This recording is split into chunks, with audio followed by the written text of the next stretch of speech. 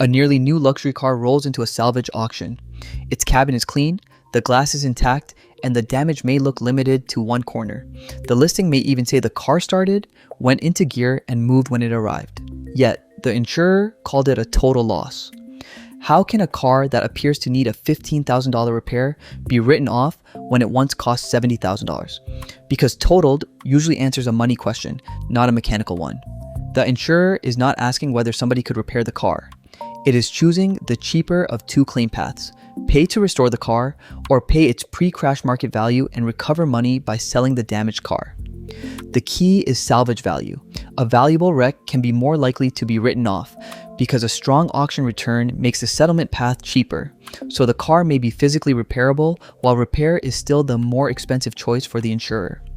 Imagine a car that sold new for $70,000. By the day of the crash, age, mileage, and the market have reduced its value to $58,000. The first repair estimate is $15,000. But bidders are expected to pay $45,000 for the damaged car, perhaps because the powertrain, electronics, and many body parts survived. A simplified settlement leaves the insurer with a $13,000 net vehicle cost. Pay $58,000, then recover $45,000. That is already below the $15,000 starting repair estimate. Taxes, fees, deductibles, and other claim costs can change a real case, but the crossover is clear.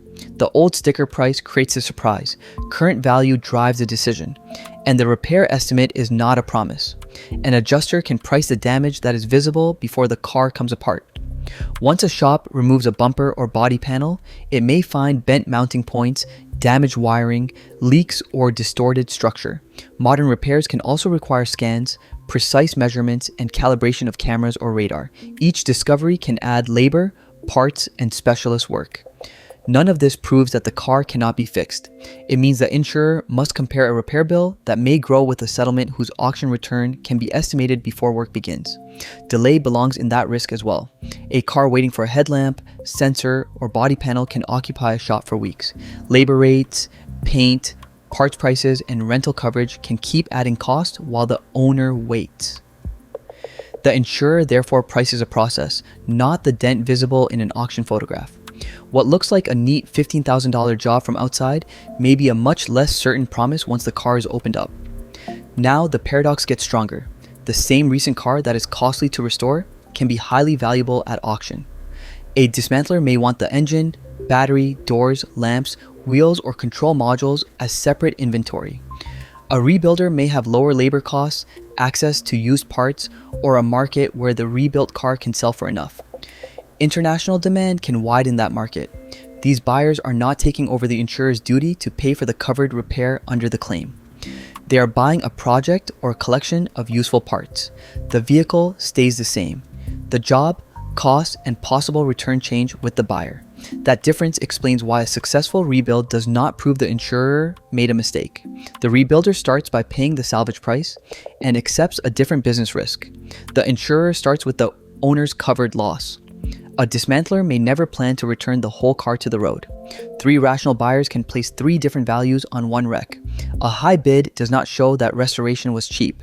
It shows that valuable material survived, and that surviving value can make the insurer's exit cheaper. This crossover is also becoming more common. Copart reported U.S. total loss frequency of 23.6% for the first quarter of 2026, almost 5 percentage points above 4 years earlier.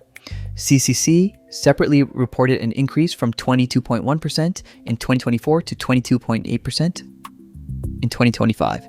The measures may cover different claim populations, so they should not be treated as one continuous series, but both point upward. Vehicle values fall as cars age, while labor, parts, and complex electronics can keep repair costs high. More damaged cars reach the point where restoration costs too much relative to the value at stake. There is no single national percentage that decides every case. North Carolina requires a total loss when repair cost reaches 75% of pre-crash actual cash value. Massachusetts uses a different test involving repair cost and estimated salvage, and it bars appraisers from using a fixed percentage formula. Policy terms and local law can move the boundary. In some places, an owner may keep the totaled car after its salvage value is deducted from the settlement. although title and inspection rules may follow. The economic comparison explains the logic, not every legal outcome, nor does an auction listing settle the car's condition.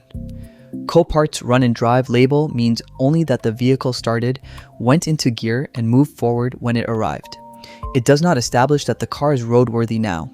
Photographs may miss alignment problems, sensor faults, water intrusion, or damage behind panels. Without the pre-crash valuation, complete repair estimate, and expected salvage return, an outsider cannot know exactly why a particular car was totaled. A clean cabin and a working engine show that useful value remains. They do not reveal the whole claim. So return to the car that once carried a $70,000 sticker price and now appears to need only $15,000 of work. The insurer is not comparing those two numbers. It is comparing an uncertain repair path with the car's lower current value minus the money a salvage buyer will pay. If the wreck retains enough auction value, selling can cost less than restoration. That does not mean the car is beyond saving.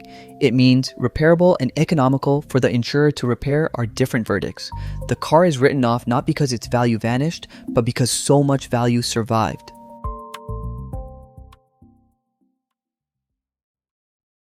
Hey, this is Adam from The Wider Why. We make clear, engaging videos about science, history, technology, and more. Like and subscribe to see the bigger story.